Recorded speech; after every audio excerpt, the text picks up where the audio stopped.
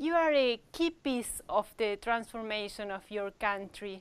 How did this change become possible? At least my role in that in 93, 94, 95 in the beginning was that Estonia was very poor, and I was very concerned about how, and the idea of that was that we just get children using computers. Mm-hmm.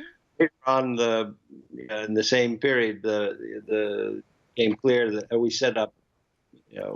Every school had a computer lab, but we opened these up to people, so other people got to learn to use it.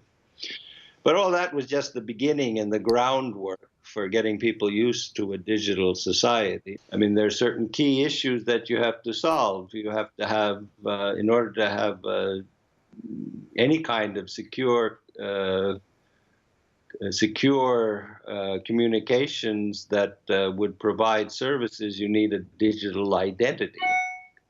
Mm-hmm. And so we created a digital identity for we made it mandatory because if you don't have, I mean, this is behavioral economics. If you provide a digital identity, and we've seen in most countries in Europe that do, I mean, they all offer it now, but if it's voluntary, you only get about 15 to 20% of the population, getting themselves a card or a mobile digital identity.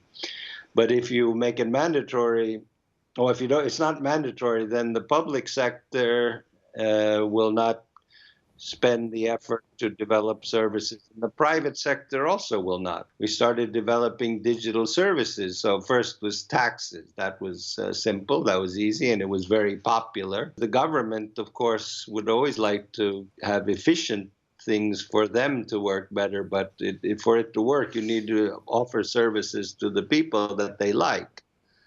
So we have, for example, digital prescriptions, which mean that if you go see a doctor, he writes your prescription into a computer system, then you can go to any pharmacy in the country and take it out. Then it becomes even more useful when you have to renew your prescription, because you don't have to go back to the doctor to get a piece of paper, but you just call him up or write him an email and he will do it. And so basically we've gone through all of these services, developed them to the point where there are only three interactions with the state that you still have to do physically, in person. The first one is getting married, so you have to do that.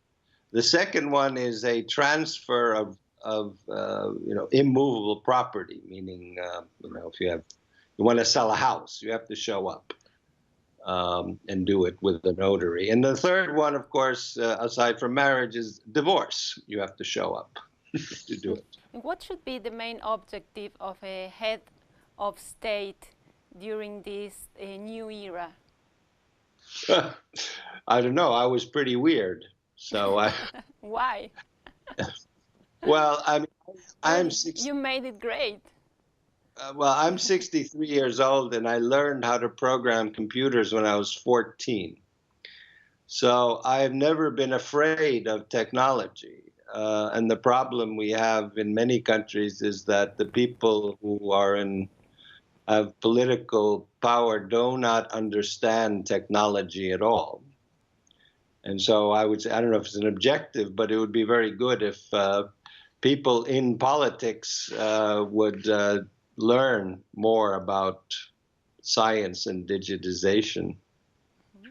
That would help a lot. Why? Because then they know what they're talking about. Mm-hmm. I mean, the problem is that I have two problems. When I talk to technologists, they don't understand enough about democracy and what you are allowed to do and what you're not allowed to do. And when I talk to politicians, they often do not understand at all what technology can do or what it can't do. So both sides need to study the sort of technology people need to study political philosophy and the basis of democracy and privacy. And the people in politics need to understand more about technology and what you can do and what also you should not allow happen. You know, I mean, we have, I mean, I'll give you a good example. Right now in the United States, it turns out that these big companies like Facebook simply ignored and did not pay attention to government regulations about political advertising. I mean, they allowed political advertising without saying who was doing the political advertising, who was paying for it, how much was paid for it.